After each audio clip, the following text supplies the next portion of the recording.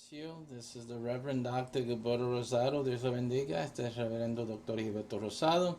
Welcoming you to another broadcast. At this hour, we have our bilingual broadcast, our teaching in English and Spanish.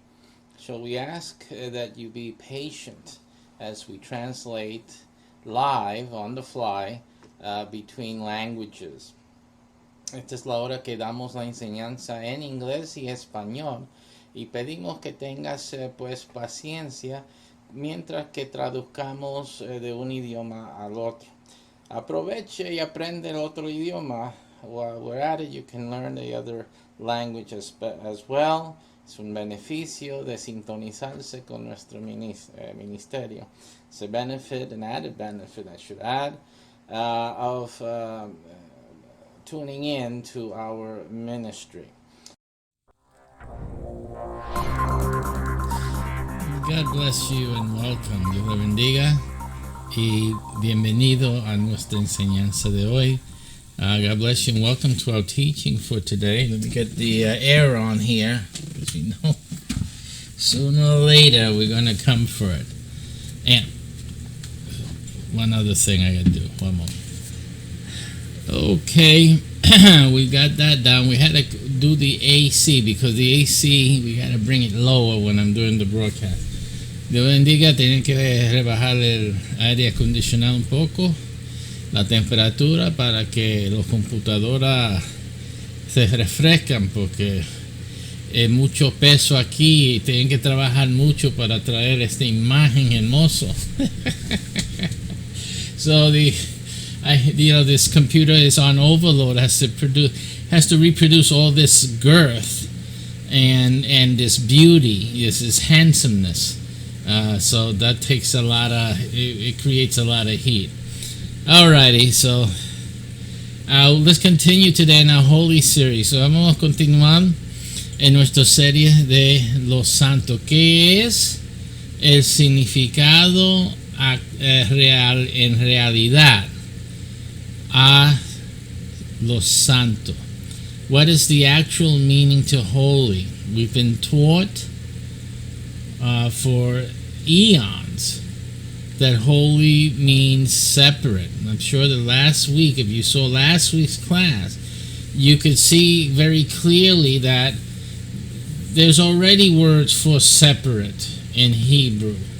And if separate was a thing. Now, last week, I don't know if I mentioned or not that the sure explanation for the Nazari for separate, meaning separate, and why it's not used for like the holy things, is because the Nazari refers or may have been used almost exclusively, almost. I'm sure if we look in the Bible, we're going to find a lot of Nazari that isn't used this way.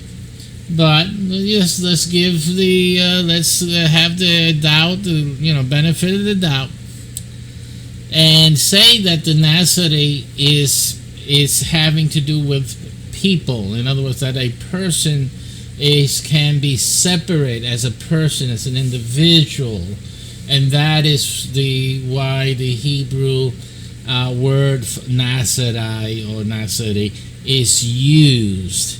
It's for a person, and I find that even me presenting that as a possible reason,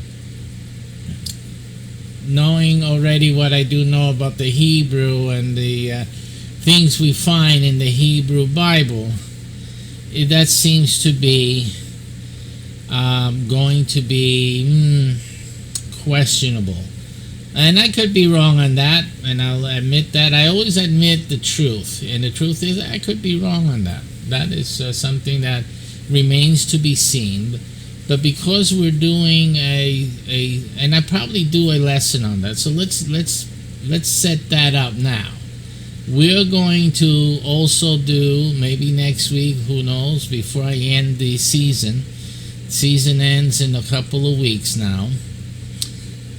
I'll do an episode on Nazareth and its use in the Bible. So we'll just go through it just to confirm if it's always used for individuals, for a person, a living human being. Alright, so, but again, if we stumble upon a time where Nazareth is used to refer to something else, a thing that is separate, there goes that. So that'll be another nail in the coffin for holy being meaning separate, because of course if it was that, there would be then absolutely another word used for separate. And we have the same issue with Echad and Yachid, where people keep fighting over which one is the one in absolute.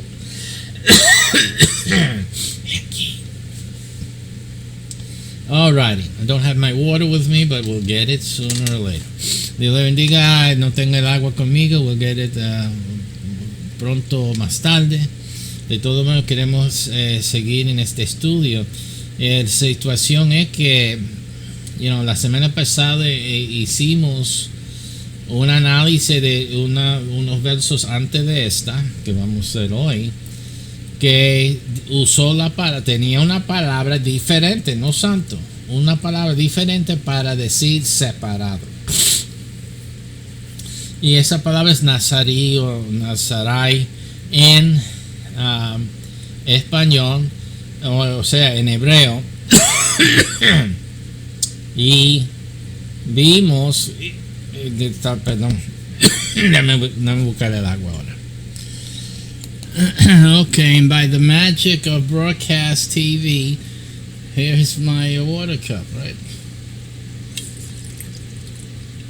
La magia de televisión, apareció el agua, mira qué magia. Alright, very good. OBS is a good studio thing. It has the pause features, fantastic. Tengo aquí, eso fue un adelanto del estudio que uso, OBS, que añadieron la habilidad, la función de pausar la grabación. Y así yo puedo ir a cualquier asunto y continuar después. Eso fue un tremendo adelanto, porque sin eso estoy estoqueado 2 horas ahí. Alrighty. So, hicimos el análisis la semana pasada y vimos nazarí o nazarai, y que quiere decir separado. De esa palabra viene la palabra nazarita, right? Los ritos de nazarita, o las reglas. So we get from that word the Nazarite rites, right? Which is, don't touch the dead person and the other things. We won't go into details on that because we're not teaching on that now, but it could very well, puede ser que tiene que ver exclusivamente o particularmente con individuos. Ahora voy a hacer, antes de terminar esta temporada de grabaciones, que tenemos un par de semanas más en esta sección antes de verano, voy a hacer una clase sobre una búsqueda de nazarai, a ver cómo se usa en la Biblia. Si se encuentra que siempre tiene que ver con una persona, pues entonces está bien. Pero si encontramos que se usa con algo, con algunas cosas, pues entonces ya es otro clavo más, ¿no? En el significado de santo, que no es separado, porque pues nazarí hubiera sido usado y viene siendo una de esas palabras como ejad y yahid, que hay desacuerdo en cuál es, que si es uno en absoluto o uno en grupo, ¿ya? Eso, pero también esos son otros problemas en el hebreo, que que es parte de lo que forma las diferencias hoy día en teologías o en creencias de varias iglesias o grupos religiosos. Ese es el problema, que el hebreo en sí no elimina el desacuerdo. Debe de hacerlo. You know, in the Hebrew, the problem here that the Hebrew should resolve issues, but it doesn't. It is in fact the beginning of the issues for many faiths, and that's the issue, and that's the problem. How do you know? And if that is true, then wouldn't there be problems in Hebrew for the Hebrew people, for the Jewish people in their religion? Yes. Si es verdad que el hebreo causa las diferentes creencias en el mundo cristiano, en otra fe que no sea judíos particularmente, no será verdad entonces, si eso es verdad, no será verdad que entonces causa problema en hebreo, sí, en el judaísmo en sí. Y la respuesta de eso es seguro que sí. That's a fact. It is true. But that is why the Jews or the Hebrew, the Israelites have a solution, because they have to solve the problems they themselves cause. Sí, ellos tienen una solución. Los judíos tienen que solucionar el problema que ellos mismos crearon. O sea, los rabinos, or better said, the rabbis, their leaders, created this issue. So, how was this resolved? ¿Cómo se resuelve para los hebreos, para los judíos? For the Jews, how is this resolved? Well, simply the Hillel. All right, it's a group of the leadership that it's rested on them to make doctrinal statements. Es un grupo de judíos, de líderes, de rabinos, de las personas, de los rojes, los maestros, los eruditos, que están encargados de hacer determinaciones en doctrina.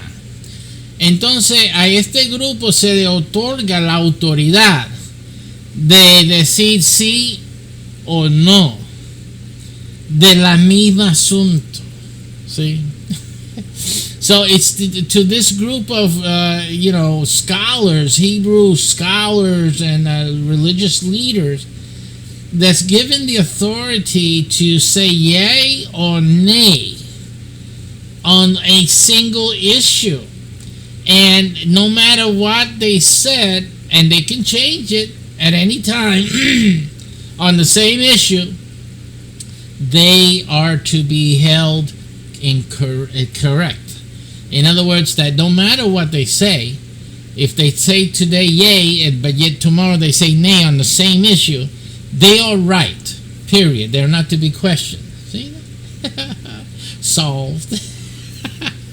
Así que ellos no importa si ayer dijeron que esto no y hoy dicen que sí, el mismo asunto, la misma cuestión. Ellos ayer estaban correctos y hoy también están correctos. Que no se les puede decir que están en error o que están mal. Ellos determinan en cualquier momento, cualquier hora, lo que es la verdad. Y así entonces nunca están en el fallo. ¿Sí? So, you see, eso resuelve estas cosas. Yeah. So, paint it how you wish to. And I'm going to look at it the way it looks like. It looks like you're cheating. It quacks like a duck. It walks like a duck. It looks like a duck. It's a duck. But for them, for that group, it's whatever they say it is at any day of the week. And that is how the Hebrews, the Jewish religious leadership, resolves problems that they paint themselves into. And I say that upon the authority of the Hebrew scripture, because I am not forced or restricted to see it in the Hebrew way. You understand that? I am not restricted to have to say that Elohim is a single absolute entity, especially when there's a echad with it. I'm not forced to have to go by what the Hillel determined that meant and change the grammar. No, I can take it for as on face value. See, that's the difference. Because, and then taking the issue is that you can say all you want to say about the Hillel as the authority by God and and all of that,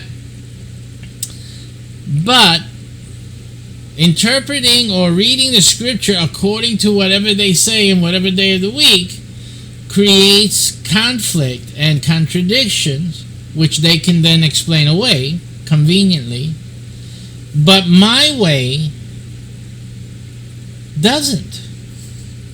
Interestingly, when I read the scriptures in Hebrew, it makes sense without messing around with it. It makes perfect sense without messing around with grammar at all. It's just to pay notes. I don't need the Hillel because there's nothing to resolve here. It all fits into place.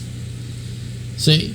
But the way the Hebrews want to change what is written through Hillel, through decisions and judgments, right? And then whatever, even admitting that they could say something that today is wrong, but yesterday it wasn't, and that's okay. You see, they have to do that.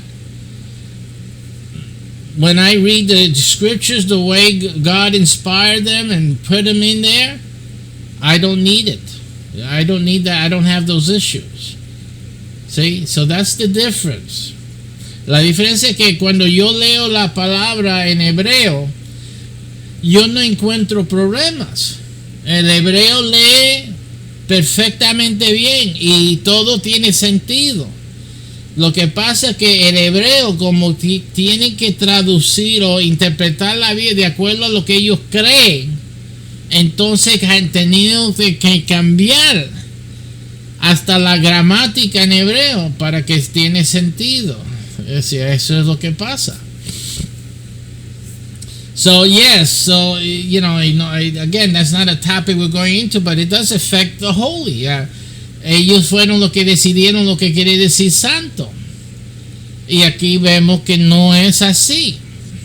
Pero como ellos no pueden estar equivocados, sí, ese es el problema. Ahora, los demás religiones usan ese significado, lo de ellos. Y están todas las religiones en el mundo perdidos de acuerdo a los judíos. Pero no entienden que están perdidos ellos por la traducción, por la definición que ustedes han provisto de esta palabra santo. Y eso lo ha comprobado. Yo he comprobado eso aquí. En más de 80 horas de enseñanza, in more than 80 hours of teaching already, I have shown you that because the Hebrew in understanding of holy is wrong, well, all these religions have popped up all throughout the time.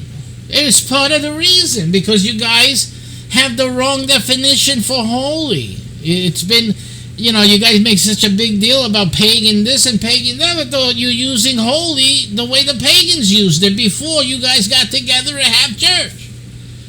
O sea, antes que los judíos se juntaran, Israel, no por los judíos, Israel se juntó como nación, como pueblo, para adorar a Dios. La palabra santo ya lo estaban usando los paganos en su forma, y esa misma forma se mantuvo por Israel. ¿En qué cambiaron? Nada. Pues entonces están usando el concepto de santo pagana en vez de aprender de Dios qué quiere decir santo. ¿Qué es lo que tú enseña que santo es. Porque que no pueden ser los paganos correctos. You know, it can't be that the pagans were right in how they used the word holy, kadosh. Eso no es algo hebreo. So that's the thing you guys have to realize. This is not a Hebrew thing, kadosh.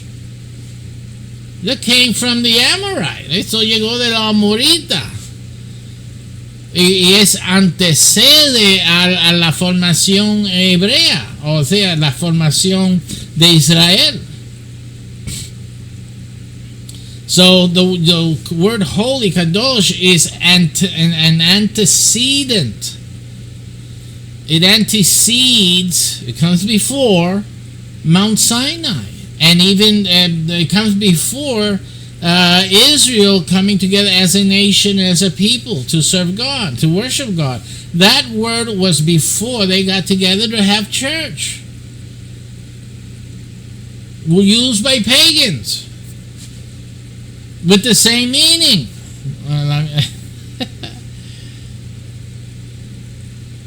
So it's no mystery, just on holy itself, usando la palabra santo en sí solamente, kadosh, exclusivamente, que ¿dónde está el misterio que Israel no pudo ser fiel a Dios? Where is it? Where is the mystery that Israel couldn't stay faithful to God? They're not using holy the way God is teaching it, and I showed you that 80 hours ago. No están usando la palabra santo como Dios lo enseñó, y eso te lo enseñé 80 horas antes, previamente.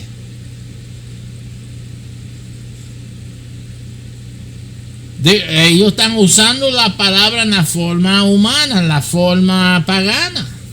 They're using that word in the human pagan form, which it was original. Moses never said, excuse me, God, you said holy ground? I mean, what does that mean? Because I know what it means in Egypt. ¿Sí? Sí, yo entiendo lo que Dios, tú dijiste una pregunta del lector. Usted dijo santo, tierra santa, pero ¿qué quiere decir santo usted? Porque yo de los santos entiendo de Egipto. Right? Él no preguntó.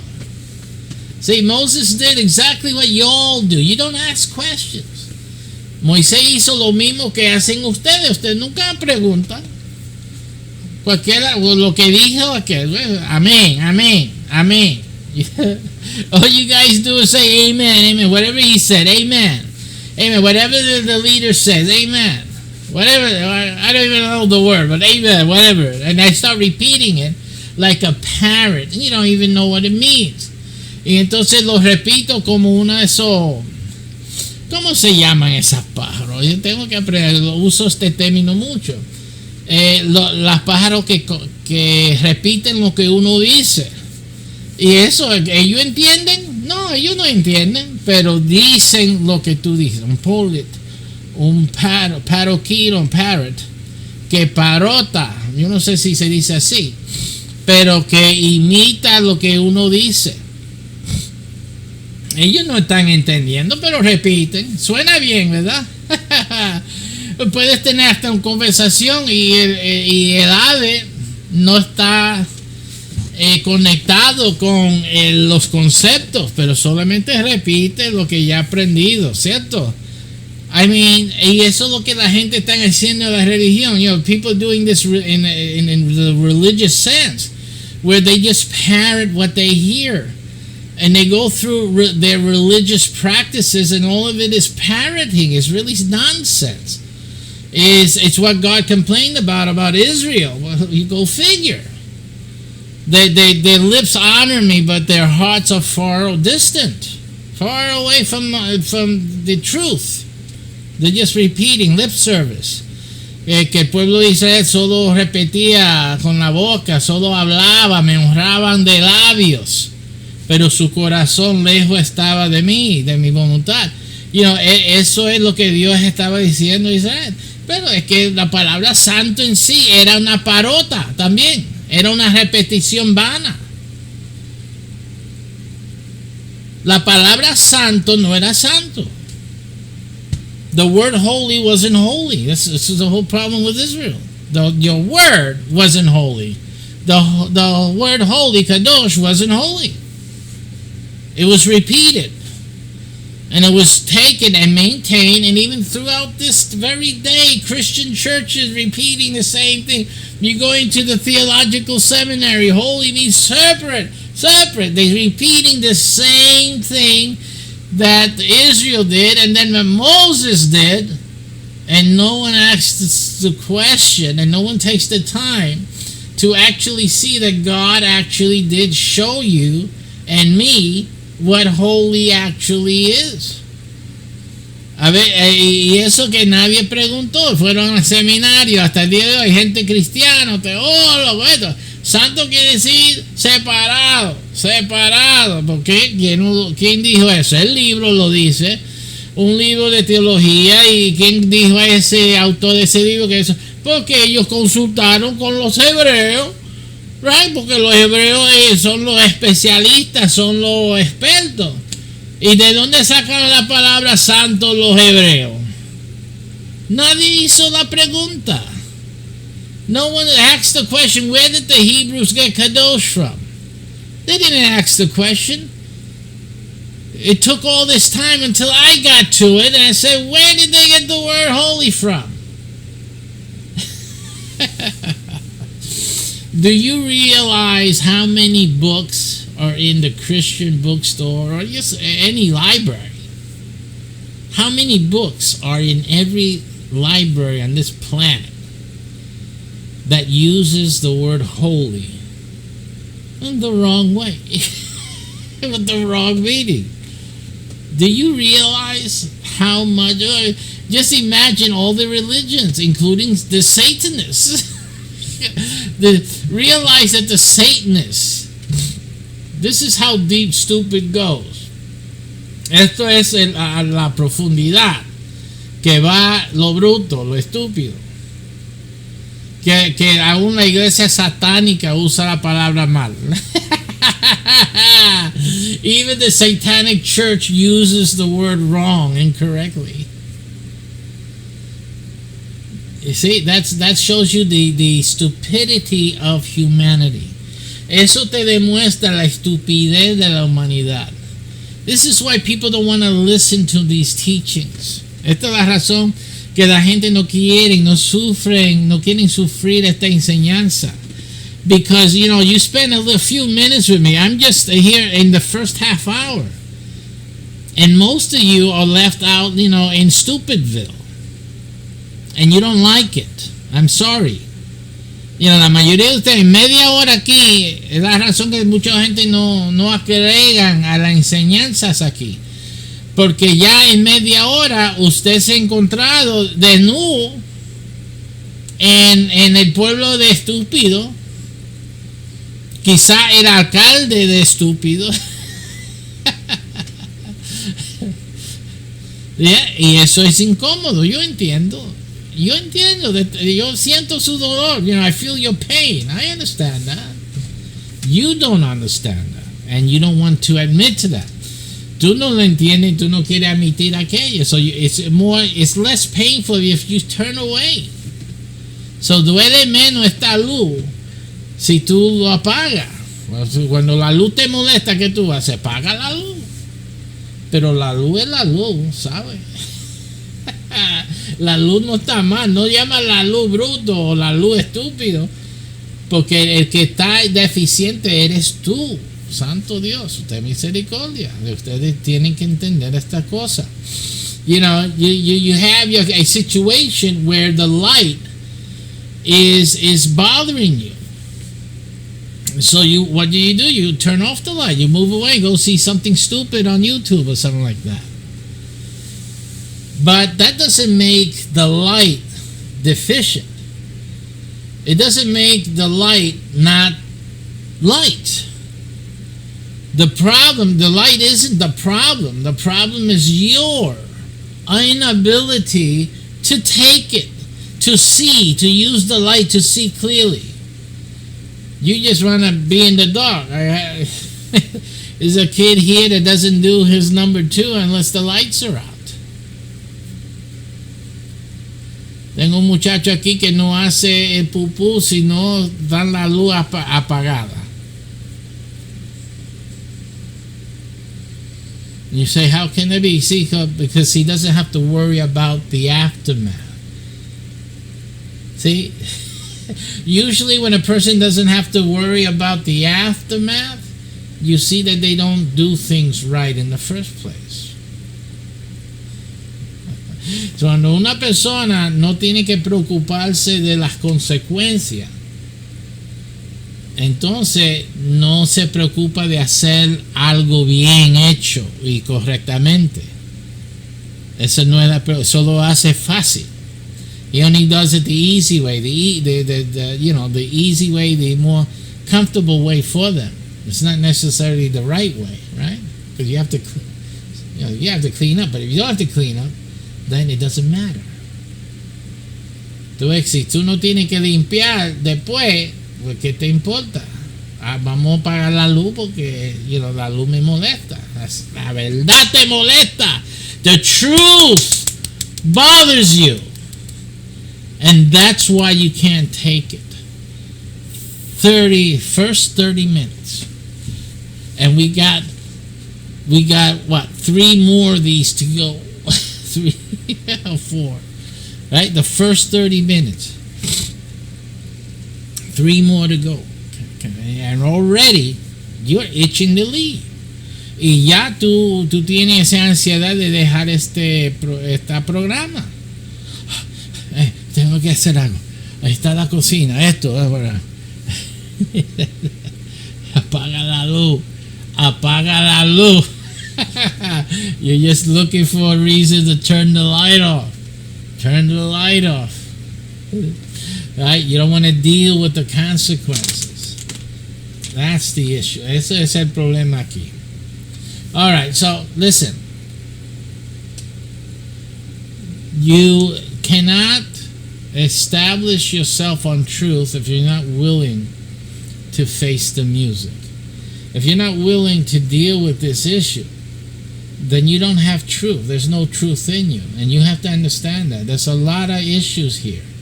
I can listen to what you have to say about your opinion, the way you look. I don't have to turn you off, and I wouldn't. I would listen.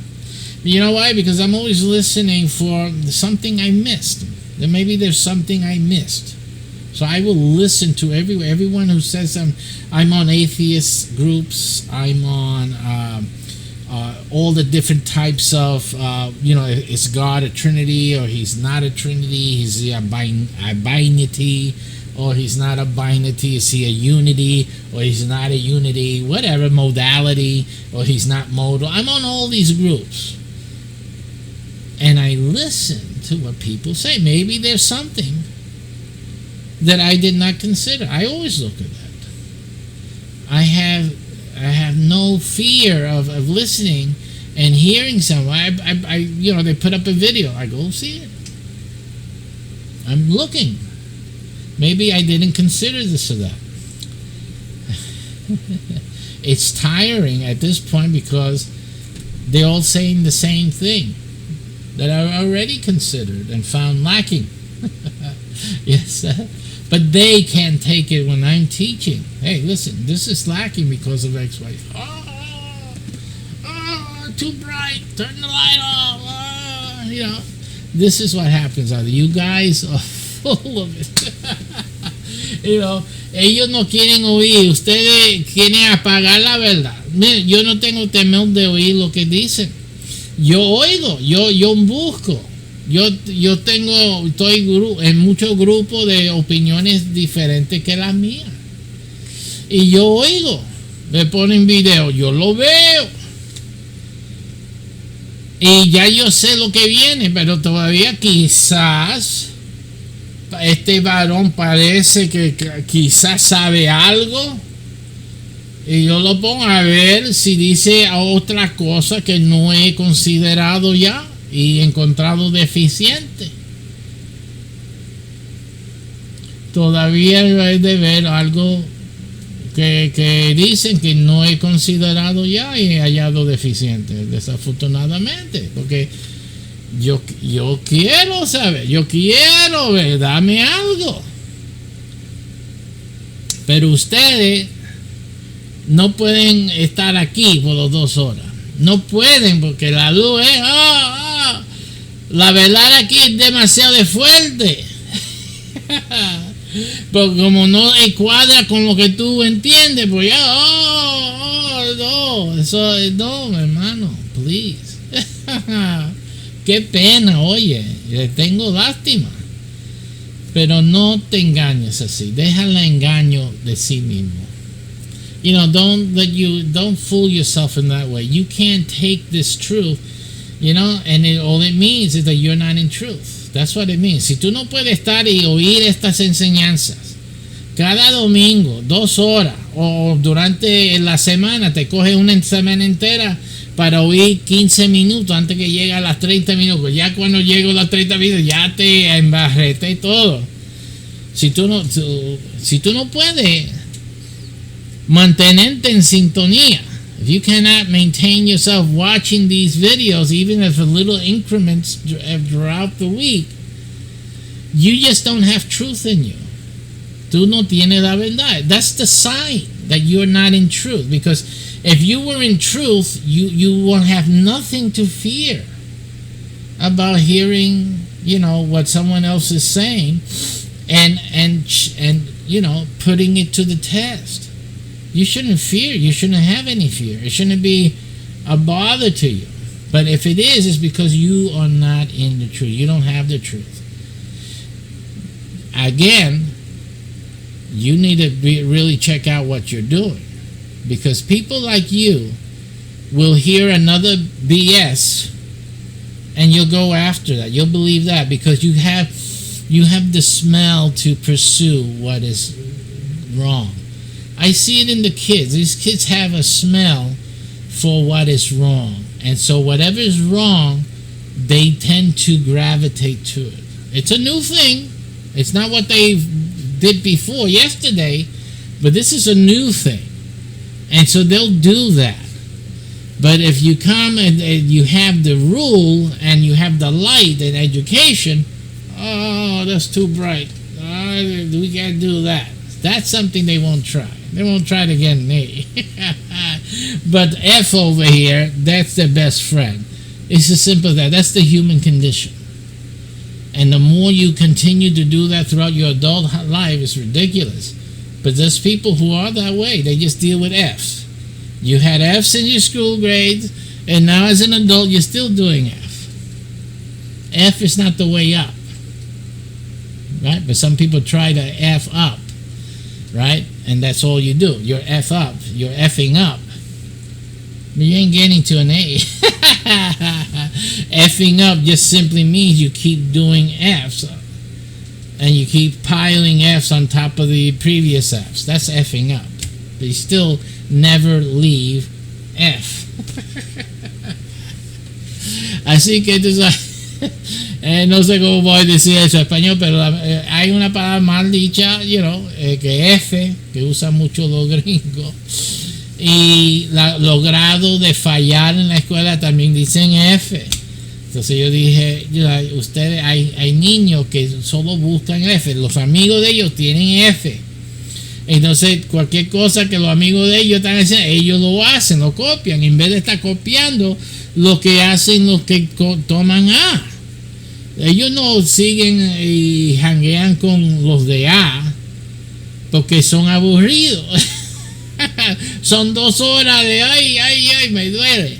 Pero el F siempre está jugando. El F siempre está haciendo algo y un chiste. Y oye, que bueno. Y you know, mientras que hay matemática en la pantalla, ellos están aquí charlando. El F y el F. Entonces, en vez de progresar para la, lo que están progresando es en F. El F y F montonando los F.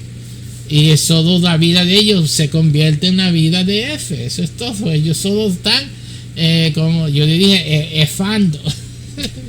So, la vida todo es un F. Porque a eso se apega. Entonces, cuando llegan adultos, se llegan a religiosidad, pues entonces, y lo mismo, son atraídos a lo F. Y a lo A, ellos, no, eso son 2 horas, mucho, pastor, están hablando mucho. All right, allá. Vamos a la palabra. ¡Ay, santo! Ahora empezó la. Vamos a la ahora. Let's go to the A word now because I already F'd all y'all up. So all you guys in the F group, you're done, okay? All done. Only a few select people know how funny that is right now. All done. All right. So, again, let us look at Leviticus 22:3. Vamos a entrar en Levítico 22:3.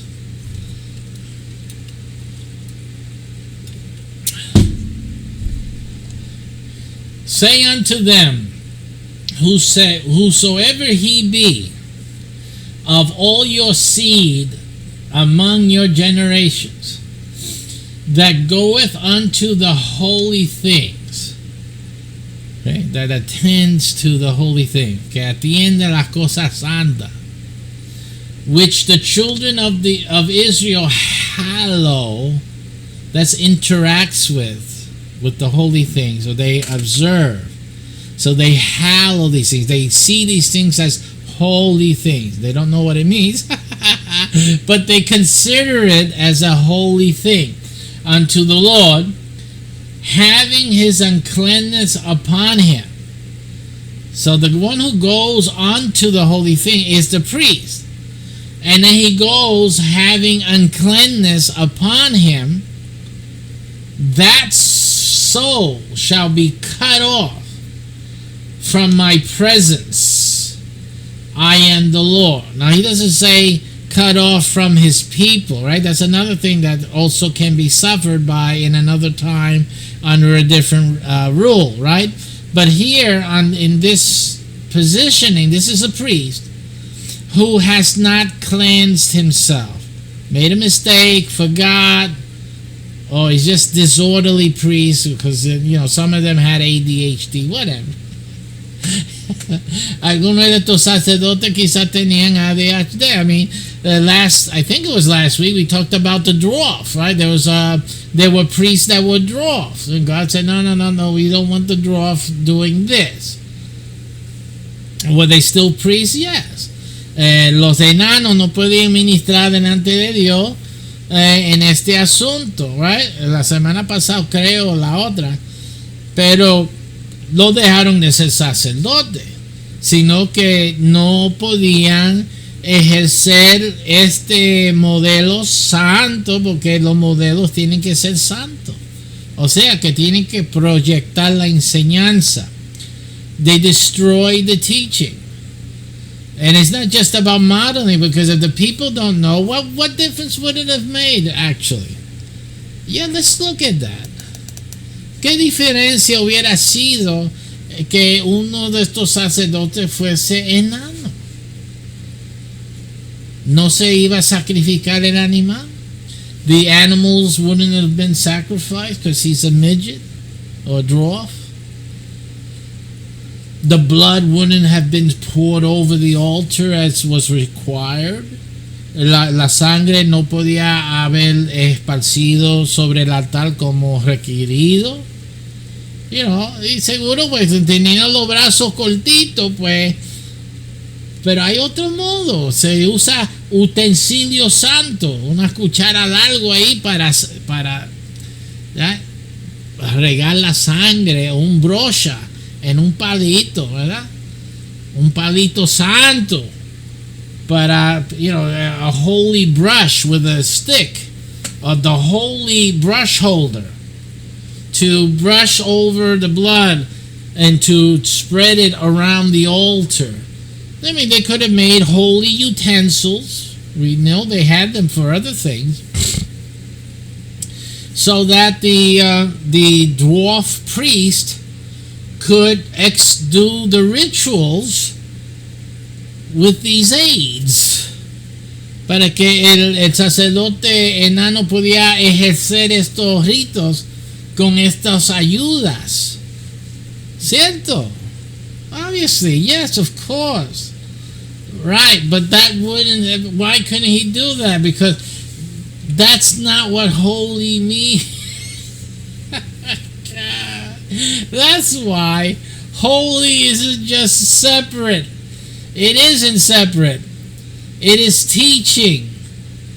And the dwarf priests could not do anything that was part of the teaching in that aspect, in that moment, for those rituals. Because obviously he needed help. He needed assistance in order to fulfill. But what God is teaching with the priest doing this himself without assistance is the teaching. That's the whole point. The ritual isn't holy in itself. It is what it is teaching. El rito no es santo en sí. Es la enseñanza del modelo. Y el modelo es parte de la enseñanza. And the model also includes the priest. The priest is part of the teaching. Lo que está pasando aquí que el sacerdote también es parte de la enseñanza. So the priest has to fulfill the teaching that God wants to portray through the body, the example of the priest performing the ritual. So, así que el sacerdote también es parte de la enseñanza, los santos, en ejerciendo el rito. So it's part of the whole holy thing. So el sacerdote es parte de los santos. Fíjase. Is it that everyone everyone in Israel was going to have to learn how to do this themselves? No. ¿Era que todos tenían que aprender cómo hacer este rito ellos mismos? No. You see? But yet God called Israel, if they would do everything he said, that they would be a holy nation. See that? Israel estaba supuesto a ser una nación santa, de acuerdo a las promesas de Dios. Pero ahora entiendes que aunque ellos sean una nación santa y que se entienda que ellos están supuestos a enseñar al mundo, no es ser judío, no es ser lo que ellos están haciendo, sino aprender el significado. So even that Israel was supposed to be a holy nation, it wasn't for the world to become Israel. It's ridiculous. It wasn't for the world to learn how to do the Jewish thing. It was for the Israel to teach the meaning behind the holiness. That's what was supposed to be taught. That's the purpose of the holiness. Never understood what holy was. No entendieron lo que era lo santo. Right? So you cannot go after what you don't realize is there. So tú no puedes perseguir lo que no entiendes que hay. For example, if I told you that in your backyard there is a treasure, that you're to be there and to and to experience being with the treasure that's out in the bag. what Israel did, and what most of you would do, you would go out into the back yard, take a seat, and sit there. Say, God said there's a treasure here, that this was his treasure, right? Now, none of you would, well, a lot of you already know what treasure means, and usually a treasure, you don't just leave it outside. So you have this knowledge, but if you didn't have that knowledge, you would sit out there and say, well, this is the treasure of God. And that everyone should have this treasure.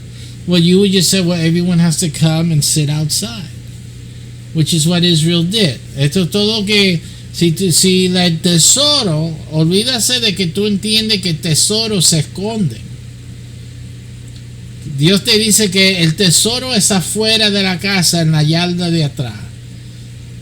Y en la yarda de atrás estará todas las generaciones en el tesoro que yo he dado a ustedes. So, usted va, si no entiende lo que es tesoro, que el tesoro se esconde debajo de la tierra, por ejemplo, usted se imagina.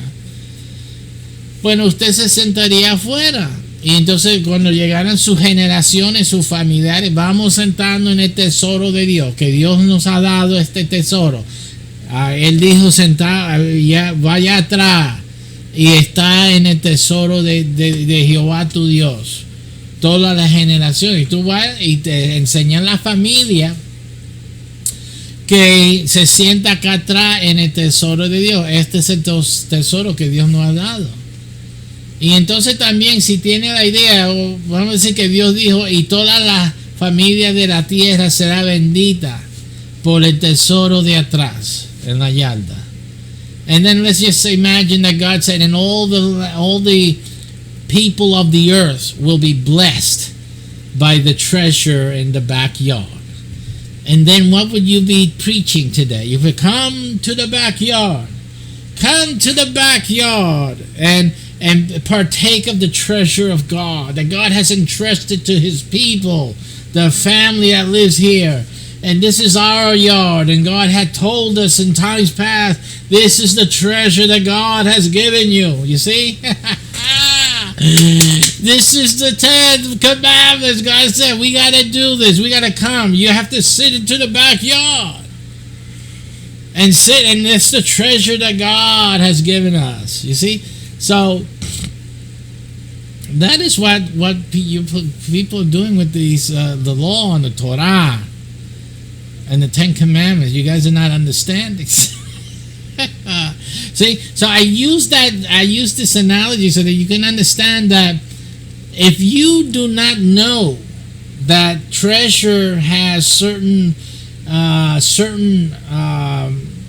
conditions with it, that it implies that something is hidden and it's buried, you wouldn't go fishing anymore. Do you understand? You would just sit there thinking that this is what God wants. This is the end goal here, is for all of us to be out here in the backyard. That's what you guys have done with this issue with the law, with the Hebrew, the Jewish distinctiveness, the the rules, the Torah that God gave to Israel. You're not understanding that there is something more to it. And the key is Kadosh. See that? La llave a esto, la razón que no se están entendiendo, como en el ejemplo que yo te di del tesoro, que no se entendía las implicaciones de tesoro. Aquí en nuestro estudio en la Biblia no se entendía la implicación de santo, pero el efecto es igual. O sea que como no entendía el santo, lo que entendía era separado, observarlo, no tocar, no seguir más para allá, no hay más nada, es esto. Eso es lo que hicieron. So when you had holy as being a separate thing that you shouldn't touch, because we can talk about the caste system, the way the ancient government or ruling class maintain control. We can talk about that, Kadosh. Holy was the priestly maintained control. This is the holy thing. You can't do this. You're down there. You're outside. This is for the insiders. That wasn't what God was doing. Okay, that man did that. El hombre hizo separación. Eso no es lo que Dios está haciendo. Eso es del sistema antiguo de mantener la gente común, vulga o vulgata for Latin. Mantener la gente bruto. Ustedes allá, nosotros somos los sacerdotes, nosotros vamos a hacer esto por ustedes. Eso es controlando la gente. So you have this mind control, people control by the priestly class, religious, controlling the information. Kadosh. This is holy. Don't touch it. This is only for the ministers to know. These are things only for the priests to do. Well, God did tell us, look, this is the reason. Well, yeah, he did tell you that. But the problem is the word holy. What does God mean by holy? Does it mean to keep the people in a lack of knowledge? Right? No. And you can say, well, they couldn't come into the tabernacle. Oh, well, no podían entrar al tabernáculo. The reason they couldn't come into the tabernacle was because the tabernacle is a teaching.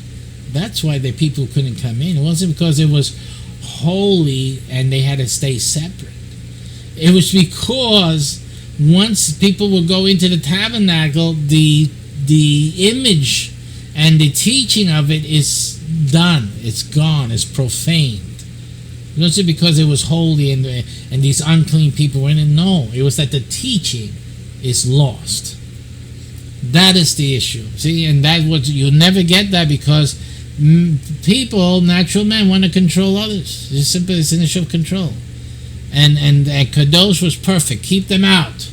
This is a holy place. They have to stay out. It's a holy place. Even God didn't throw Moses out. But Moses was the leader. But he was a man. Moisés era un hombre, and he wasn't a priest. Y no era un sacerdote, right? But God spoke to Moses, not being a priest. Pero Dios habló con Moisés, no siendo él un sacerdote, because that's not what it's about. Oh man! All right, you guys a lot. That's a lot because you get confused by all the gobbledygook. Holy this and holy that. It's holy cow. Usted no, es difícil estas cosas solo porque hay tanta, ¿cómo se dice? Tanta teología forjada sobre un error de idea de los santos. Entonces es difícil que usted te libere de esa esclavitud mental. Es terrible, ¿no? It's a mental slavery that you guys have. It's a terrible thing. See, that's why Jesus said, and you shall know the truth, and the truth shall set you free. But most people are enslaved by one thing. What is that? By the lie. In other words, what is false. And what is the way that you can be enslaved by falsehood? Easy. ¿Cuál es la manera más fácil que una persona se esclaviza a la mentira? ¿Cómo? See, because if you don't know this answer, you are enslaved. That's it. Because you're susceptible. You have been susceptible since birth. Tú has sido susceptible. Si tú no conoces la respuesta a esta pregunta, usted es susceptible. All right? Y usted ha sido esclavizado mentalmente. ¿Sí? Porque si tú no sabes cómo puede estar esclavizado mentalmente, entonces tú estás esclavizado, pues seguro te esclavizaron ya. And the answer to that is words, concepts. Because if you learn the wrong meaning of a word, you're done. You are enslaved to that definition. Same problem atheists have with exist. Oh, God doesn't exist. Right? And Christians too, because you're using the same word. You say God does exist. Because you're using the exist doesn't mean what you think it does. You guys have to understand that. You are enslaved. And you have failed God. ¡Santo! Han fallado a Dios con usar la palabra existir con Dios. Y han fallado a Dios. So you failed God even in being enslaved to the word exist and tying God into that when it doesn't apply to God. But you forced the issue. It's very sad. All right, but that's another thing. You've been enslaved to that word. And then you apply it to God. And here, holy, you have used a wrong concept. They have taught you the wrong meaning. And therefore now you are enslaved to it. And because of that, you also fell into the traps of religiosity. Por ser esclavizado a la definición equivocada de santo, usted ha sido expuesto, todo el mundo, a las falsas religiones. So you've all been duped. The false religions, mistaken religions, have all been forged on the word holy and its wrong definition. That has given license to every idea out there in the world right now and any to come, because this is holy. You got to do the holy thing, and that's the man of God. He's holy. He's holy, and all of this ideation and no help from the Hebrews. Y no toda esta idea, religiones falsas, creencias falsas, sectas y todo eso, y no hay ayuda de los hebreos, porque la palabra kadosh, ellos lo dicen, separado. This is not the way we're supposed to go down, ladies and gentlemen. No estaba supuesto ser así. O sea, el plan perfecto de Dios era que Israel entendiera lo santo para comunicar al pueblo, al Eretz, al resto del mundo, con las verdades, y que entró Yeshua y ya aclaró todo, pues ya completamente, la verdad completa. Pero hasta hoy día, aún con los hebreos raíces y todo eso, todavía no hay una comprensión entera, y todavía usan la palabra equivocada. Exacto. So no hay entendimiento todavía. So you have all this divergence based on the lack of the correct meaning to holy for all of these things. And even still today, you have the Hebrew roots and everybody trying to go back to the Hebrew this and that. But they're still using the wrong definition for holy. So they're still enslaved. They're not free. They don't know the truth. And because of that, you're still trying to get people, Gentiles, former Israel or not, don't matter, because you don't know, but you're trying to get them to go and do the priestly things, the holy things, when it's not for them to be doing. God gave a specific people for them to do it for the reasons that, supposedly the Hebrew knows. But if you knew that reasoning, you wouldn't be telling everyone to go back to the practice of those things, those instructions, because that wasn't the point. That's not the end of it, right? But again, they have no understanding of this. No tienen el entendimiento de las cosas, porque la palabra santo para ellos no quiere decir nada más que separado.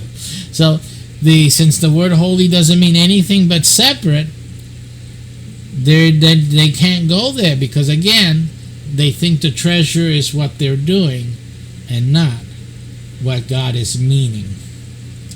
Así que ellos piensan que la tesora es lo que ellos están haciendo y no lo que Dios está queriendo enseñar.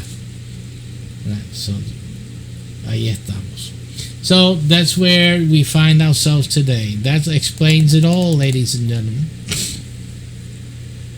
So here is the reason then that he's to be cut off from my presence, which means from officiating in the holy temple, right? Because he is unclean, and that's not the picture that God wants to portray. That's not what that priest is. The priest is supposed to represent Jesus Christ, or Yeshua, the Mashiach, that comes to pay, to expiate the sins of the people once and for all. El Mashiach que viene a expiar el pecado de todo el mundo. Esto es lo que representa el sacerdote. Pero si el sacerdote viene religiosamente, right? If the priest comes religiously just to do the religious things, that's not the picture. But how would the people know? How would it affect the people? You know what I'm saying? ¿Cómo es que la gente se afectaría?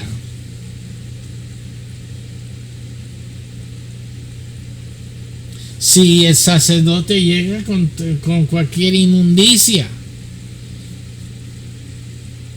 Yo puedo hablar gráficamente, yo no voy a hablar gráficamente. Pero solo piensa que un sacerdote que no se limpió, está con lepresía, símbolo de pecado en sí, está con defecto. ¿Y qué importa si él viene, está con su traje, su vestimento? ¿Qué la gente va a saber que tiene una lepra aquí al lado? ¿Qué? Eso no se ve. Algún defecto pues se esconde un poco, se da la vuelta. Y además en el tabernáculo no estamos viendo nada, no pueden ni ver el sacerdote. Inside the tabernacle, realize that no one could see the priest anyway.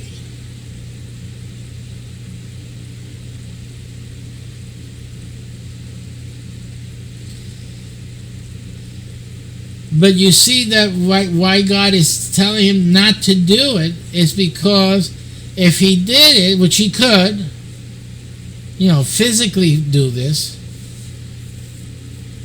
it's not that he wouldn't be able to do it religiously.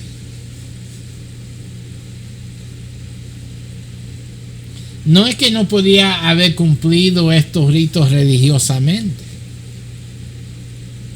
Es que no era la verdad. No está siendo fiel a lo que representa, al significado. See, so what's happening here is that he wouldn't be faithful to the point. Even though nobody's seeing, he wouldn't be faithful to the point, to the goal, to what this whole thing is pointing to or teaching. The significance, and why would that have to matter? Because when he leaves here, even though no one saw him, and when he leaves there, he's still the one that's going to teach people how to serve God, how to please God. How can he tell them with a straight face that you have to follow everything God said when he himself is not following what God said? ¿Cómo puede enseñar, seguir y obedecer a Dios si él mismo no está siguiendo y obedeciendo a Dios?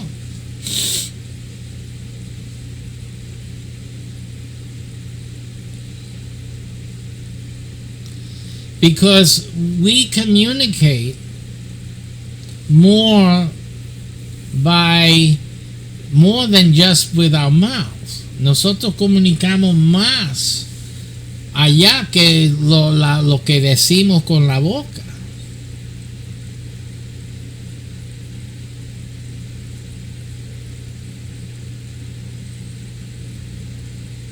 So, de todos modos, si el sacerdote no estuviese limpio, aunque, y si Dios, vamos a decir que Dios nunca dijo límpiase, sencillamente que el sacerdote, tú eres sacerdote, vaya, celebra los ritos, y va y religiosamente prepara y hace los ritos. O sea que si no hay significado más allá que el rito, y que se obedezca el rito, no hay necesidad de estas cosas.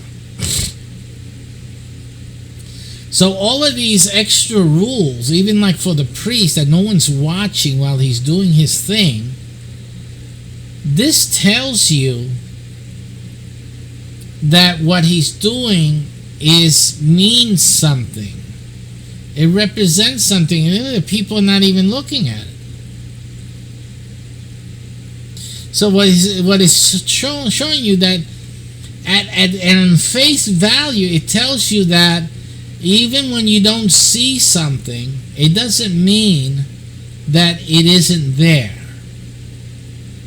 Speaking to the law, now we'll confine that statement to the law, because it's an old truism. It's really true. You can look outside and see grass, like right now I see grass, tree. That doesn't mean there's nothing out there. There's something not underneath that ground there. It doesn't mean that. You go out there with a metal finder, you can probably find some stuff, right? So you're not just by things that you see. So again, but limiting it to the Torah, manteniendo en Torah, porque es un altruismo decir que solamente porque tú no ves algo no quiere decir que no está ahí. Hay cosas, yo veo ahora grama, árboles, y no quiere decir que no hay nada más. Puede haber cosas en la tierra. Si saco con un escaneador de metal, algo que encuentra metal, hace metal. Puede haber cosas adentro de la tierra que no se ve.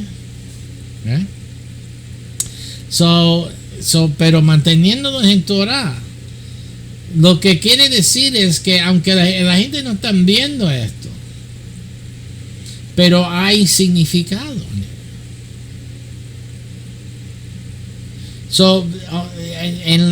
Como dice, de prima facie, o sea, claramente Dios está diciendo que aunque tú no ves más cosas, Dios dijo esto y otro, haga esto, aunque tú no ves más allá, hay algo más allá. So even by just this thing alone, you have to realize that, God is saying there's more to it than what meets the eye. And not just here, it's more to Torah than what meets the natural eye. I mean, God is just saying it. You don't see what's going on inside, but yet look at all of this fancy, you can't do this. This is not to be done. Well, who doesn't, does it impact the rite, the ritual?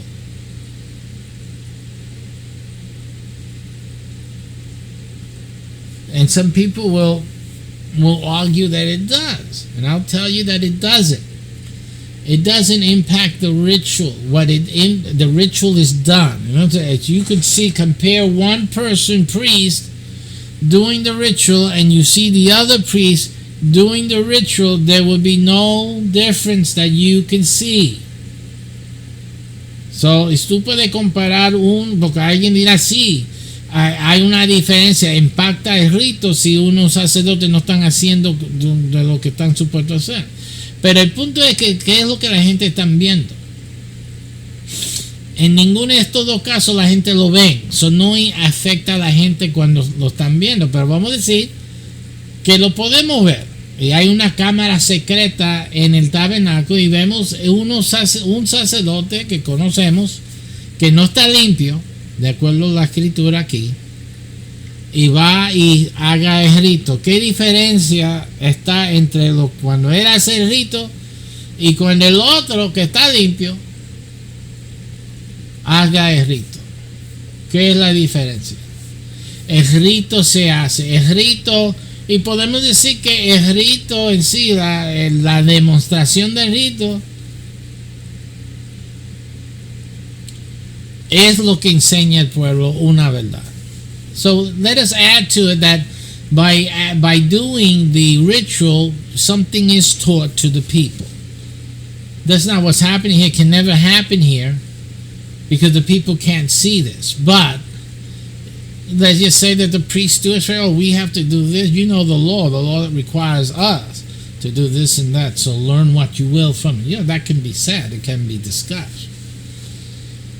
Lo que se puede aprender del rito se puede hablar al pueblo.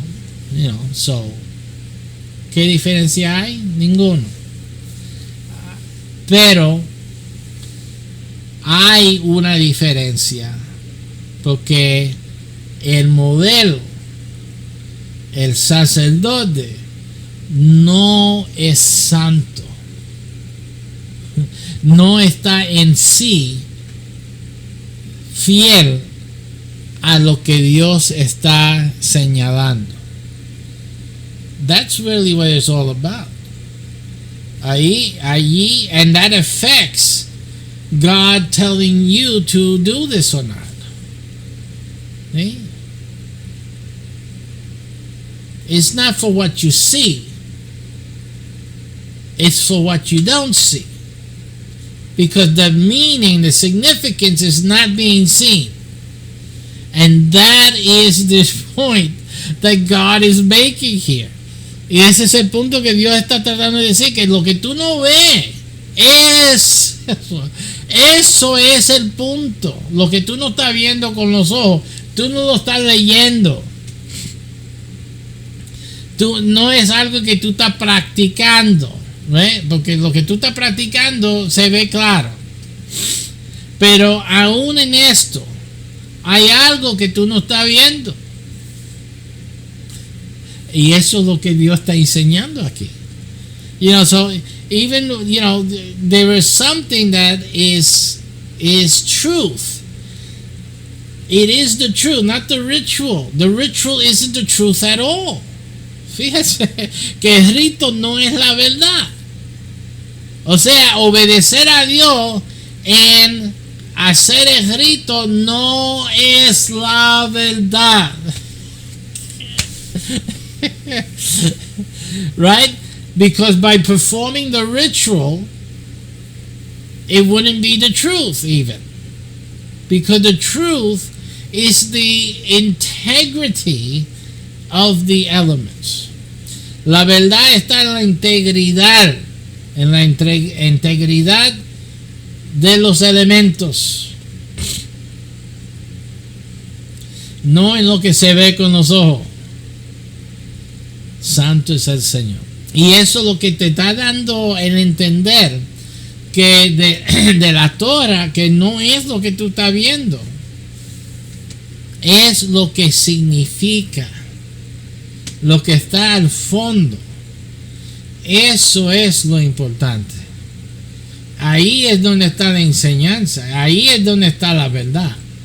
No es lo que se ve afuera, sino lo integral.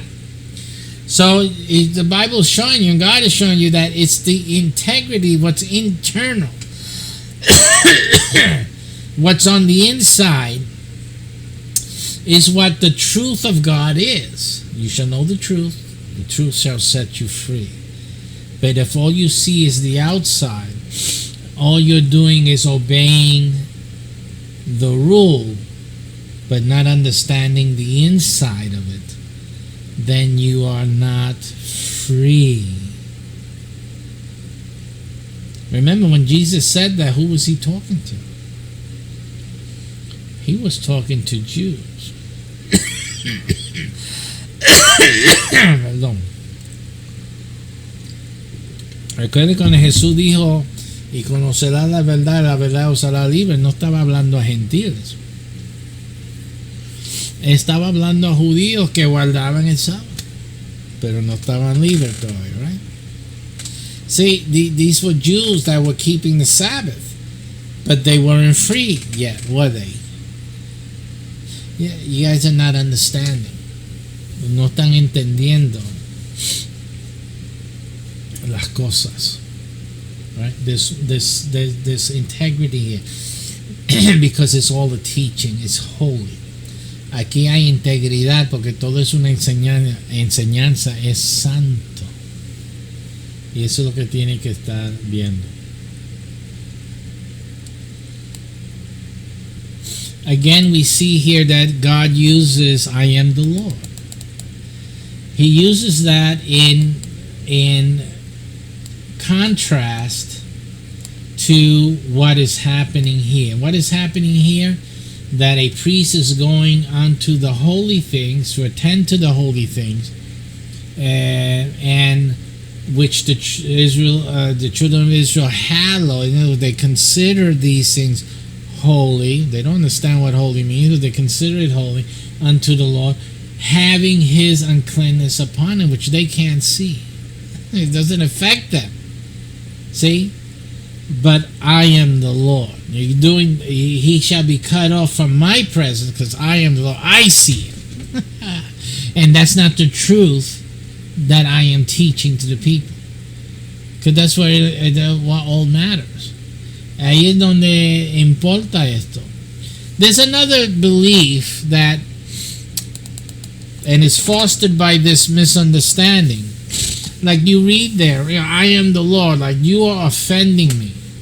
And you probably read in the Bible that I am offended.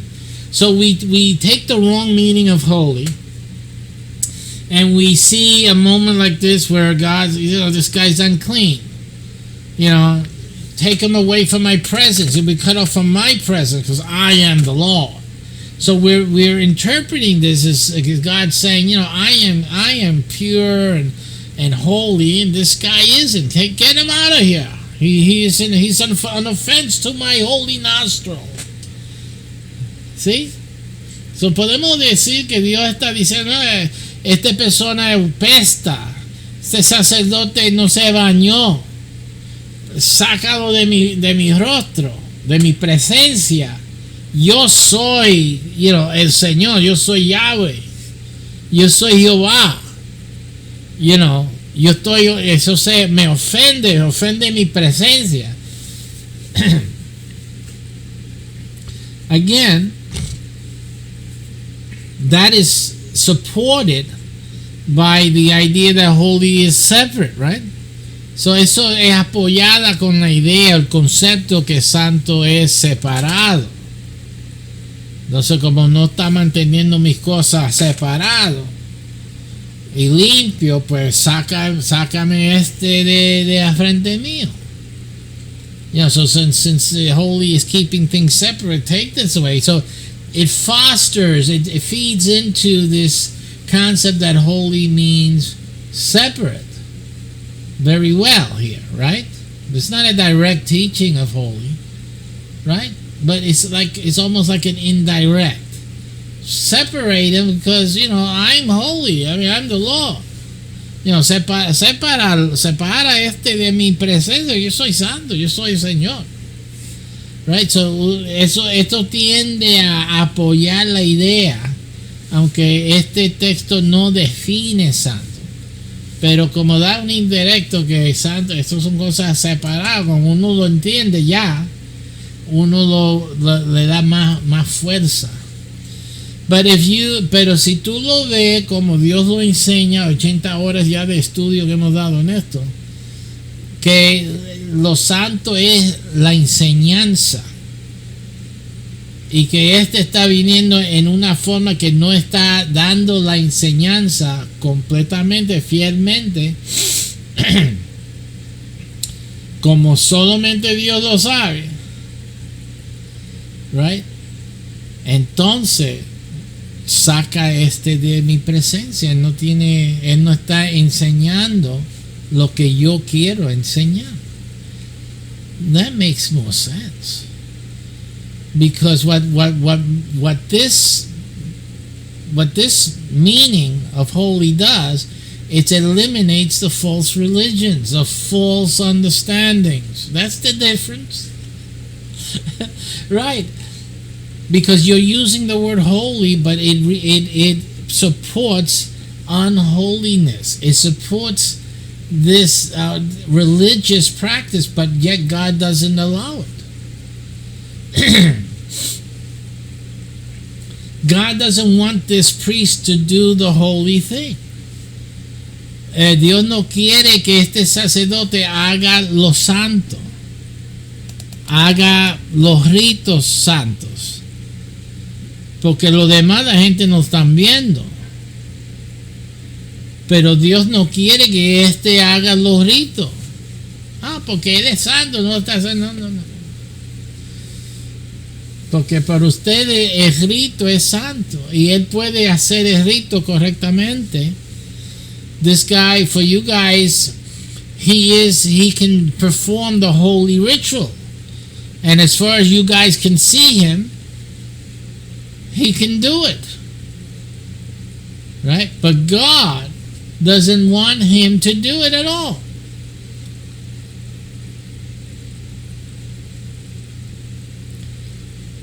And therefore, when he's doing he can do the ritual. You understand that God knows he can do the ritual. It's not an issue that he can't do the ritual. He can do the ritual. No one's watching him, so who's going to get bothered by that?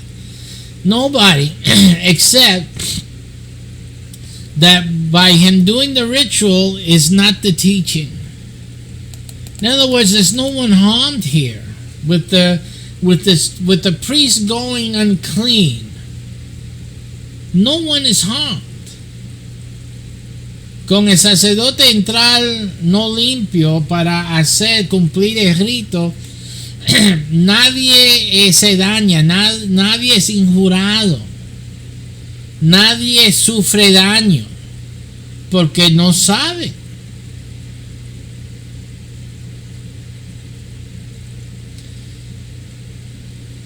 So, is the ritual holy or isn't it? El rito es santo o no es santo.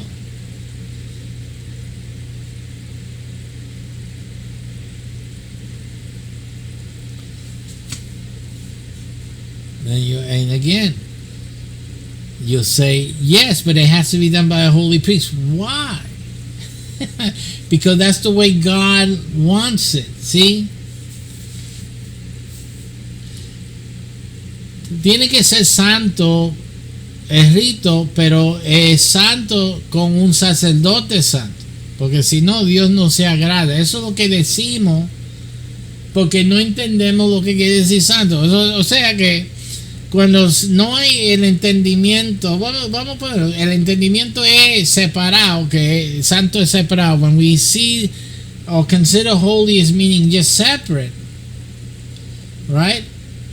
So then we have to make theology throw things upon God, like that the whole reason we're doing this is to please God.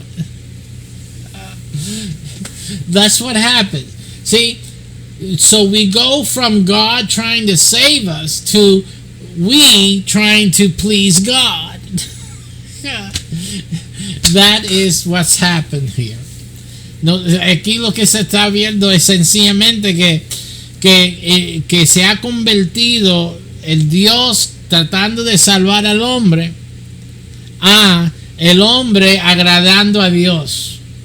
And you will, the more you consider holy as being separate, the more you will tend to think that our job here on earth is to please God. That's where this is going. No más que tú vas a entender que nuestro propósito en la tierra es agradar a Dios.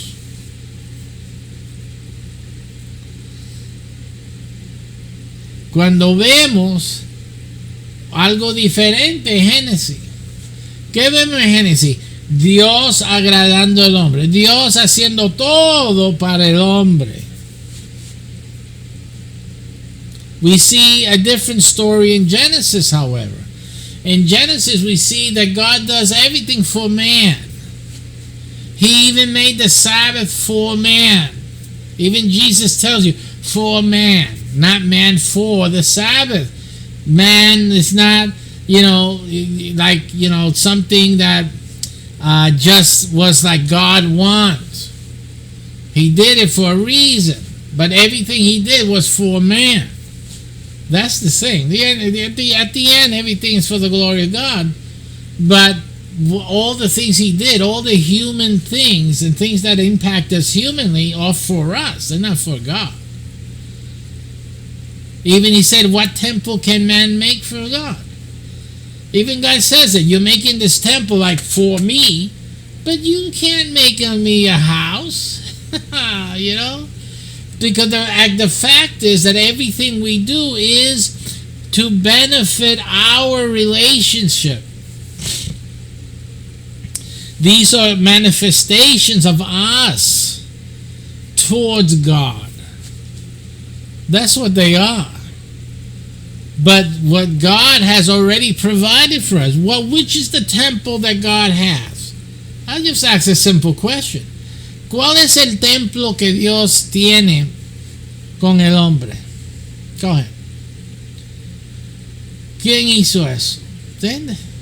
Es que this is not a hard concept to come through. God has a temple. He made it himself. He made it, and it's in man. For whose benefit? Not for him, not for his benefit. Don't you see? It's our benefit. So you have to understand.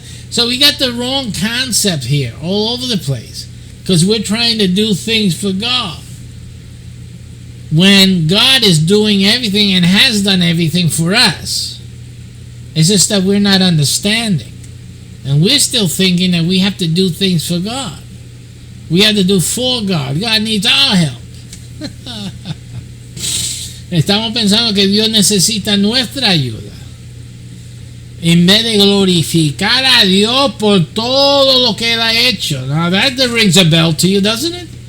To glorify God for all that He has done. Does that make sense to you people?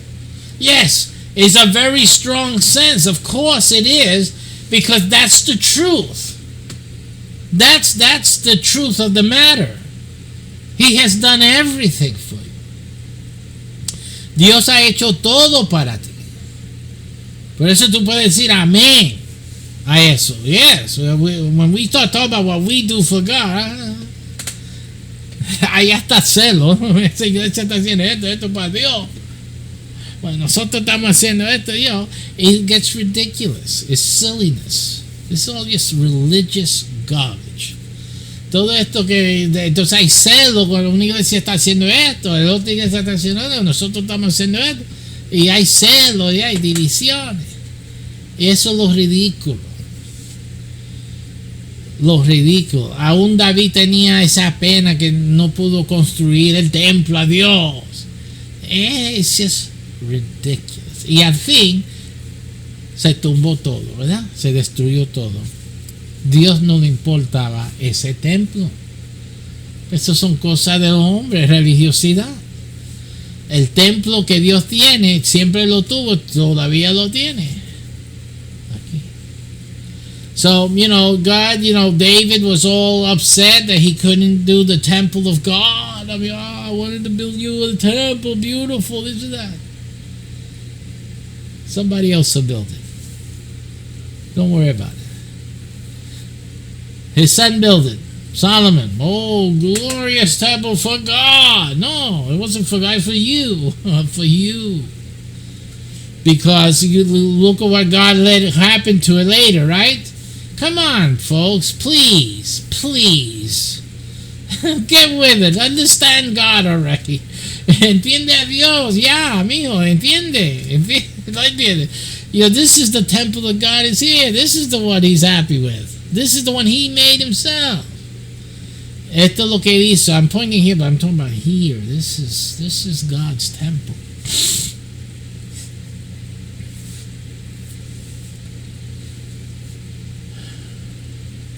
So we have to understand what God is teaching. The truth that God is teaching. So at minimum, what we're seeing is that you're seeing actually holy in two different ways. I'm trying to show you the traditional way of viewing holy, but you also have to accept with that all the problems that occur with it. That's it. You got to just accept it. You have to be truthful here. Hay que ser honesto y ser personas de honestidad, de verdad, de que aman la verdad. Y por eso le estoy enseñando la manera tradicional de entender santo. Pero con eso aceptas también los muchos problemas que ha causado esa interpretación. Y el hecho que hay tantas religiones, aún el hebreo tienen que estar de acuerdo, porque tú entiendes, tú tienes que entender que eso ha causado todo esto suceder, lo que ustedes mismos condenan.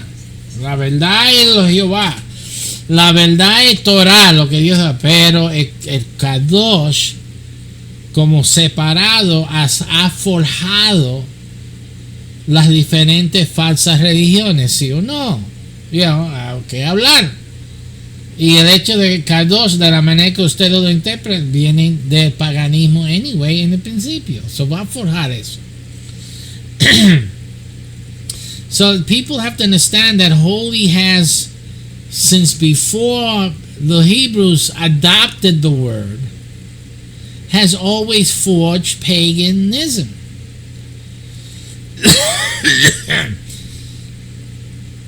Israel becomes a nation with Torah, and they continue in paganism, for better or for worse, and sometimes more than other times, paganism.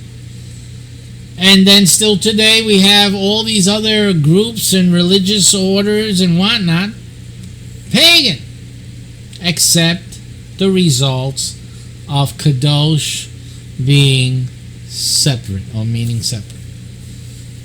Excepta el hecho que Kadosh quiere decir separado, y por eso antes que fue el hebreo, antes que había Monte Sinaí, habían Kadosh en las religiones paganas. Monte Sinaí, Kadosh en Israel, y el paganismo continúa.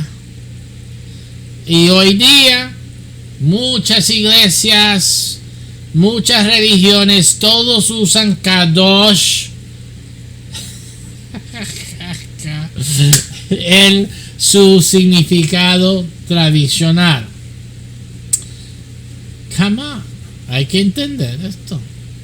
So you got to realize that, and if you got to realize it, and most of you will now fight against these teachings, because these teachings, the true meaning of holy, are going to wipe most of your religious ideas out the window.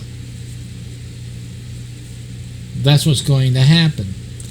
Así que ahora el significado de Kadosh en realidad es una amenaza a sus creencias, y la mayoría de creencias falsas en la tierra, porque ahora entonces, y también el hebreo raíz y cosas, si tú no aceptas lo que estoy enseñando ahora, entonces ustedes son verdaderamente falsos.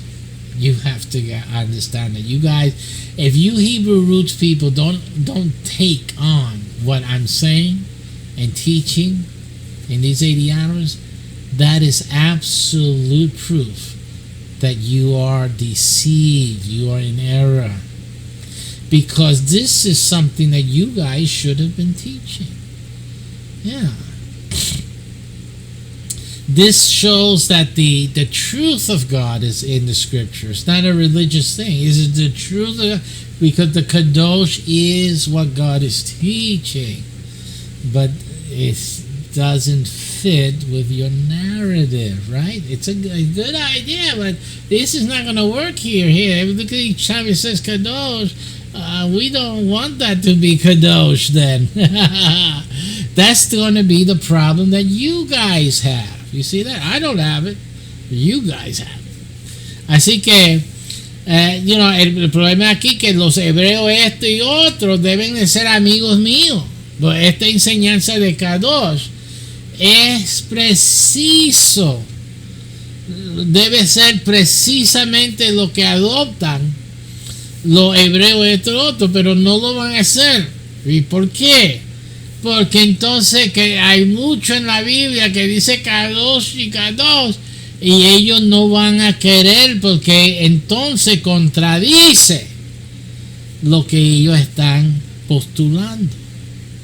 Esa es la razón. So you have it, we have it from all sides. Although the kadosh as teaching does not in any way disrupt what I teach here. There's no problem. That's the curious thing. That I find so curious. So curious. Yo encuentro tan curioso de que la palabra kadosh, como hemos estudiado ya como enseñanza, no contradice nada en nuestro ministerio. Y eso para mí es tan curioso, fascinante.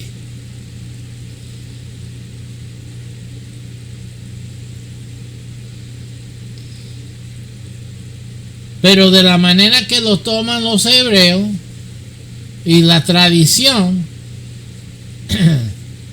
apoya todas las religiones falsas, incluyendo los satánicos. Eso es problemático. So, but holy in the traditional sense, in the traditional meaning, not only supports the Hebrew this and that and the Jewish this and that, but also the Church of Satan and every religion on the face of the planet, it supports it. That's a problem. That is a serious problem. And I'm going to tell you that there's no way that the angels singing holy, holy, holy unto Jehovah our God can be the same thing that supports and gives credence to all of these religions in the world that oppose each other and fight with each other, including the Church of Satan. There's nothing that you can possibly imagine to say to back that up. That is total garbage. ¿Sí? So, así que nosotros, usted no puede, nada puede decirme que apoya, que defienda el que los ángeles cantan santo, santo, santo a Jehová nuestro Dios, y que esa palabra apoya las religiones falsas, la religión judía, la religión, la fe de los hebreos, esto y otro, y todas las religiones paganas que hubo, que hay, que habrá, y también a la iglesia satánica. Usted no me va a decir eso, hombre. Deja eso. Okay, so that's it. This is very clear. I don't see how anyone can see it any way else. It's really just ridiculous. Don't do that, Rabbi. Don't do it. I will tell you right now. I know you watch it. I know you watch it. Don't do it. Okay? Take that from the high seat above. Okay, vamos a Levítico 22:4. Ah, no. Oh, yeah. So let's continue with God, what God is saying here. Leviticus 22:4. What a man soever of the seed of Aaron is a leper or hath a running issue, he shall not eat of the holy things until he be clean. Okay? Again, and whoso toucheth anything that is unclean by the dead, or a man whose seed goeth from him, that means his sperm has his ejaculate. We're going to get serious here. Oh, Pastor got back to the ejaculate now. Ok, estamos otra vez hablando de la esperma. Ahora que muchas veces atrás en otras enseñanzas hablo de cosas de hombre y de mujer, pues aquí otra vez Dios está hablando de la esperma, algo sucio con la esperma del hombre, ok, porque estos son cosas naturales, no hay nada, a lot of people have this thing, against sexuality or sexual activity. There's nothing wrong, ladies and gentlemen. Let's get mature here. Vamos madurando un poco, huh? Un poco, God is saying sperm. Oh my God! And this is the cloth that I used to wipe. Oh my goodness, the sperm. Oh my! God is talking here. This is human being. You don't have to do anything, and you wake up in the morning and you got sperm in your underwear, right? So no se tiene que hacer nada sexual para que uno despierte a los hombres. Uno despierta por la mañana y tenga esperma en su calzoncillo, si es que usó calzoncillo, ¿no? Esto sucede, esto es normal, These are normal things. Even God has in His Bible. It's like a normal thing. Hello, it happens. Okay, it's a thing. We are made, in our form, but we are still animals. We still go to the bathroom. Everyone go to the bathroom. Todos van al baño aquí. Vamos a sentarnos en el baño. Hacer número 2. Todos hacemos número 1. Estas son cosas normales para vida animal. That's it. Okay, so lo sexual, tocándose uno, llegando uno, ya tú sabes, es normal. Okay. Como el mundo progresa. Tantas cosas, que ponemos la mente, nuestra mente, y afectamos los niños y le hacemos malo. Eso es malo sexual. Por eso los jóvenes se van al mundo. I'm going to talk about serious stuff here. You have a whole bunch of youth leave the church because the church makes sexuality a sin. We make masturbation sinful. And God here is talking about the seed goeth. Because the seed the seed went. Maybe we had to change the way we say it. Oh, yesterday the seed went from me, brothers. Oh, can I hear an amen? And now the man said, amen, brother. The seed left ya. It left ya. Oh, santo. Tu simiente se fue de ti. Se fue el simiente. Sí, porque no estamos entendiendo que estas son cosas naturales, y el joven no debe sentir que está pecando. Yo veo tantas cosas: masturbación, pecado, masturbación, pecado, masturbación, pecado. Lord have mercy. El pecado era que se diera contra el pie. Lee la Biblia para que aprenda. The sin was that the sperm would hit the foot, hit the flesh, again. So that was the uncleanliness of it. That was the sin in it. Okay, not that it happened, all right, or you caused it to happen. It's the issue that you let it drop on your body or touch your body, because that's not the point of it. You have to do it, but that's not the point of it. Again, what is the teaching? That's why that was a sin, because it's not the teaching. That sperm has to go into a woman to create a new life. That's the purpose of sex and the sperm going forth. ¿Sí? Así que el propósito de la esperma yéndose de uno es que empreña una mujer. Es el propósito del sexo. right? Now, no quiere decir, porque la gente tiene que entender, el sexo, o sea que vamos a hablar bíblicamente. I think people, cuando se habla bíblicamente, entonces se entiende mejor. Aquí dice que el esperma sale de uno. So, no importa cómo sale de ti, no es malo que salga de ti, ¿sí? Sino que se toca las cosas donde salió el esperma, porque no fue en una mujer. O sea, el esperma debe de ir a una mujer, pero no llegó este esperma a una mujer.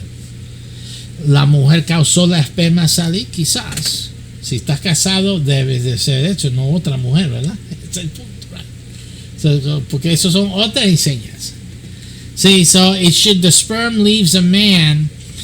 It should leave a man to his wife. It shouldn't leave the man to another woman. So that's another teaching there. That's not a good teaching. But it's not that the sperm left, because the sperm leaving is a natural thing. It's going to happen. The question is, where does it go? And who touches it? That is important, because these things are teaching. And that's why they were considered sin. Okay, so since people didn't understand, then the whole thing became a sin. Don't do it. Don't touch yourself, okay? Because you're going to get into the trouble going to happen. That's where we get that being a sin. But it really isn't. So people need to understand that the sin is not in the sperm leaving. The sin is in what happens after that. Where is the teaching being had? Okay? But sperm leaving the body, this is going to happen. That's going to happen. It's like the woman with her period. She becomes unclean. She's unholy. God did that. It's something that God made the woman do every month, right? You have your monthly custom. There's a teaching in there. It's not that you're just unclean. You're unclean. You're dirty. God made you dirty. Made you to dirty every month. Okay? That's not the point. The point is the teaching that God is bringing. That dirtiness. What does it represent? It actually represents the death of man, right? It is blood. It's an issue of blood. It's the death. It represents death. So it's a way to teach what is not good. It's good to life. So basically what God is saying, for teaching's sake, not that it has to be this way, but for teaching's sake, that a woman should be pregnant and should give birth, because I made you guys for eternity. Not physically, but it is the teaching.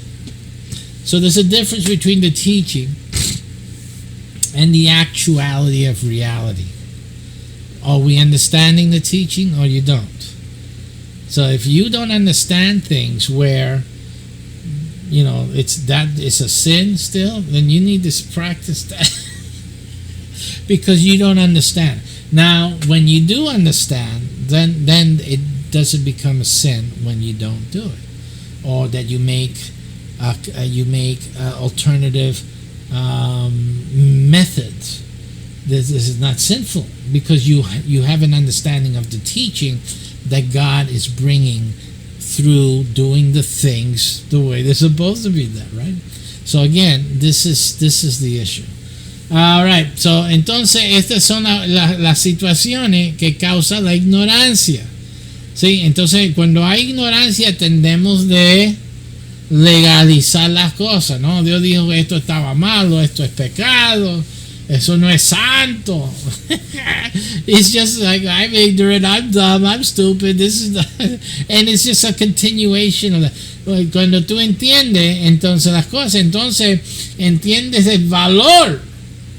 When you understand the things, you understand the value of its teaching and the modeling. You understand there's value in it. But it's not that you now have to do that, especially if you're not Jewish. You're a Jew. Listen, if you're Jewish, if you are genuinely Israel, DNA, for me, DNA, you need to do it. but you're not telling everyone else to do it. Jeremiah 31, 33 to 34. Read it, and you'll understand why. You're not supposed to be telling anyone else to do it. But if you are, you just do it. Simple. If you're not, or you have no proof, DNA would be good. It would be good. Maybe God didn't think about that. Maybe, right? Quizá Dios no pensó de ADN, cuando dijo esas cosas. So, quizás. But si tú no eres Israel, es la enseñanza de las cosas. So it's the meaning, el significado, right? Lo integral. Significa, eso es la enseñanza. Eso es la razón que algo es santo. So the integral meaning of the things, of the ritual, is what makes the teaching what it is. It's what makes the thing holy. Okay? And now continuing, it's talking more or less of the thing. When I get to these in my regular teachings, we'll do them. We'll revisit this. But Leviticus 22:6 now says, skipping one verse, the soul which hath touched any such of these things, right? That unclean cloth, that ras clot, man, that the Jamaicans say, is the blood clot. It's the blood cloth. Before there was tampons or whatever the woman used there to absorb the blood, they used a rag. They got the rag clot. That's what you get that, because they would put the rag there. All the old women would do that, and that was their way of holding that blood, absorbing that blood. So what they say, that if you touch any of that thing, you shall be unclean until the evening, because that was the day. Here we got the issue that things are unclean for a day, for a period of time, for that present period of time. But when you go to the new day, you're clean again. So the new day represents freedom from the previous day. El nuevo día representa libertad del día previo. It's very important that, because that's actually teaching you, and with this we'll finish, is teaching you that every day has its dominion and authority, does not go into the next day. It's important. You know why, right? Going back to Genesis. Usted tiene que entender que estas cosas hasta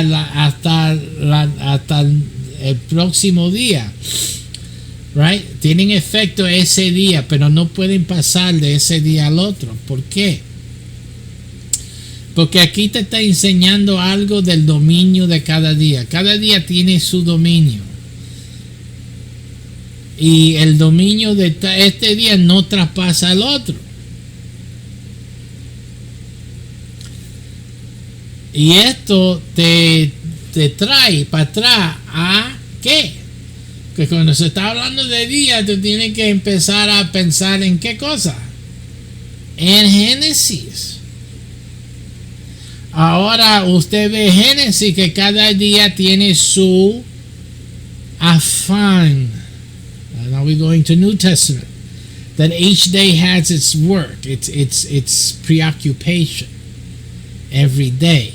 It doesn't go into the next. No pasa al otro. Es el mismo concepto. And then we have man, when he was made when? ¿Cuándo fue hecho el hombre? ¿En qué día? Sexto día. Y el hombre era el fin de lo que Dios creó. And the man was the end to what God had created.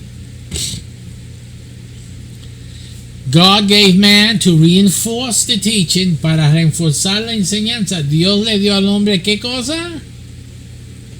Dominio sobre todas las cosas. Dominio sobre el sexto día. Dominio sobre el quinto día. God gave man dominion over everything the sixth day, the fifth day, the fourth day, the third day, the second day, and the first day. He gave dominion to all the things that God created. Le dio dominio sobre todas las cosas que Dios creó.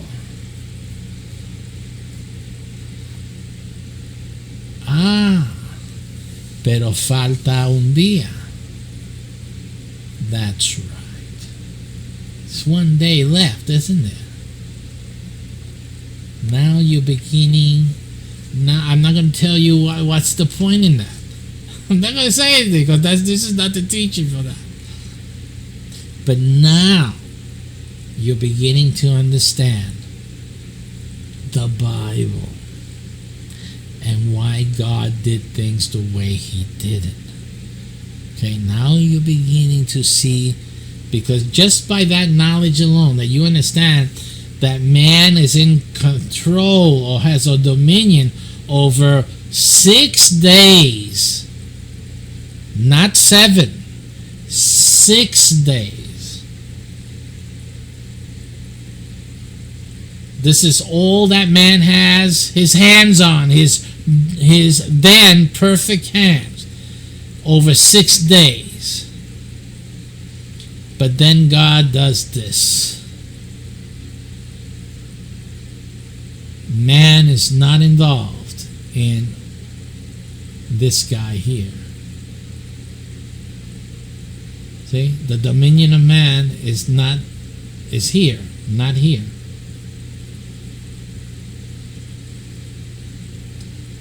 And now, with that alone, a lot of things you understand wrong about Adam and Eve and the sin and all that, now revisit it.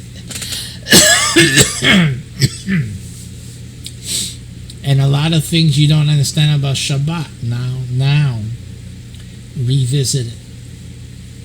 Be careful, because God does things with that 7th day that He didn't do with the others. Be careful. Pay attention to the details. But there you have the basis for now understanding what God has done from the beginning. Así que con estos detalles ahora tú puedes entender. Dios le dio al hombre esto. I'm sorry, I'm all messed up here. I don't even know which hand I'm using. Okay. Dios le dio esto al hombre en su dominio. I'm sorry. Yeah. En su dominio. Pero entonces Dios hizo esto. Right? O uno más aquí, así. Dios hizo esto. And even that, look at that sign there. We can continue on with this. Okay? This man, because this last one means man, and then this one. Come on now. Okay, you understand? You capisce? Are you understanding now? Huh? Capisci? When you correctly divide the word, cuando usted divide la palabra correctamente, viene entendimiento. Porque lo santo no es separado. Lo santo es enseñanza. See, because the holy things are not separate things. They are teaching things. God bless you. And until next week, we will continue right here. Peace. Paz.